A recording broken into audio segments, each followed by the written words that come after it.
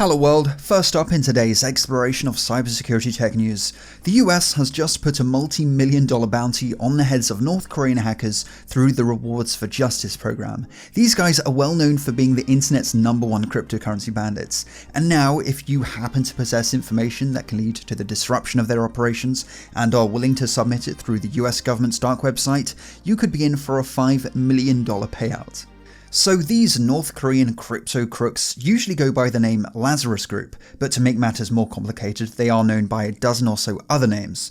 Now, Lazarus makes regular appearances on this channel, usually for those crypto heists, and I guess some things never change, because just a few weeks ago in their latest operation, which earned them this new bounty, they stole over $600 million worth of Ethereum from a blockchain network powering the play-to-earn game Axie Infinity, in what turned out to be only the largest cryptocurrency heist of all time.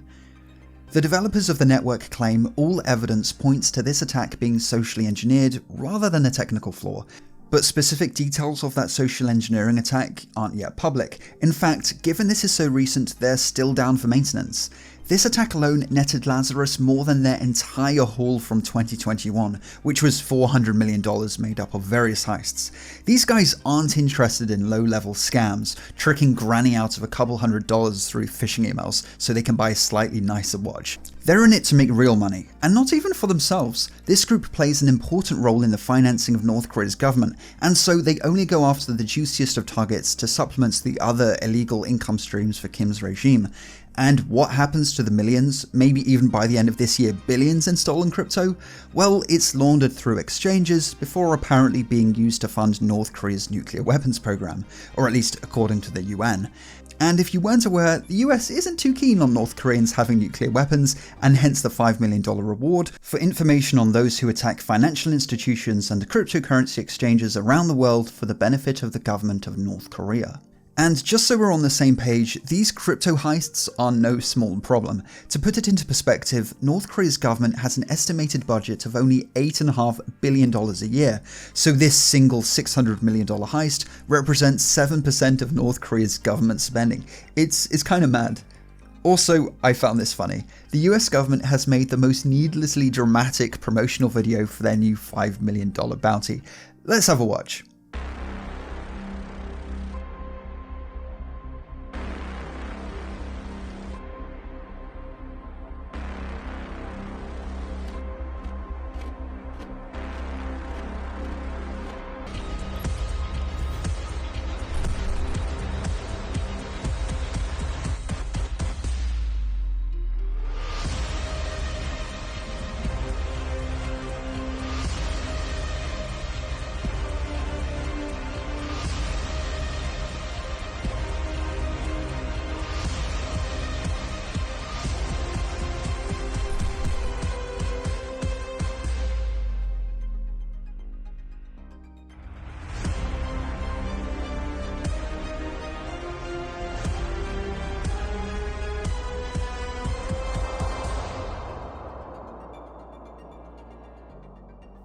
Ever so slightly overproduced, IMO, but I suppose it gets the message across.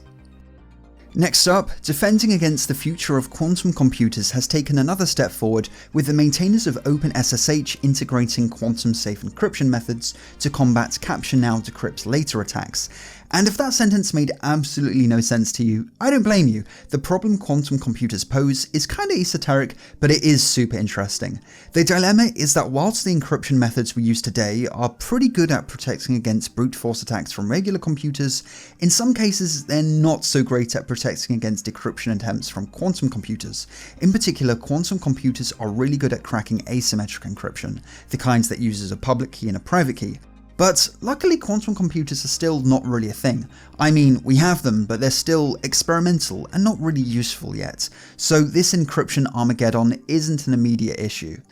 However, the worry is that adversaries are currently performing man-in-the-middle attacks on encrypted communications and storing it for some potentially distant day, possibly decades down the road, when quantum computers are good enough to break into it. But the good news is, things like your credit card information and current Netflix password aren't going to be too much use to cybercriminals 10 years down the road. The threat quantum computers pose is more of a problem for governments, because confidential national security information could still be just as relevant decades down the line. For example, the UK's newly built aircraft carriers will have a lifespan of 50 years, so information relating to those will be valuable way into the 2060s. And so people in the defence industry are adamant that national data is currently being stolen and stored with the intention of decrypting it. So this brings us to OpenSSH. This software comes pre-installed in pretty much all major operating systems as a tool of choice for remote shell access.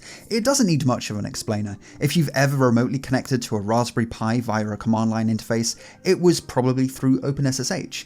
And in its latest release, 9.0, a new quantum-safe encryption method is being laid on top of the previous method to add a blanket of protection against capture now decrypt later attacks. This is really good news because OpenSSH is probably one of the most ubiquitous tools in computing. As always, however, there is some controversy, particularly surrounding their chosen encryption method, primarily because so far there is no consensus on industry-standard quantum-safe encryption. But we won't have to wait long for that, because NIST, the US government organization tasked with deciding on crypto standards, is currently running a competition to select which quantum-resistant encryption algorithms we should all use by default. This competition has actually been running since 2016, but they'll have decided on those standards within a couple of years, or at least that's the plan. This video was made possible by Altium Designer, the world's #1 PCB design software. 35 years of innovation and development has gone into this bit of kit, and it really shows. Nothing else I've used comes close to the sheer breadth and depth of features. If you dabble in PCB design at all, you have to give this a go. The routing engine, even just in of itself, is sublime. Grab your free trial via the link in the video description. Anyhow, as always, thanks for watching, and I'll see you in the next video. Have a good one.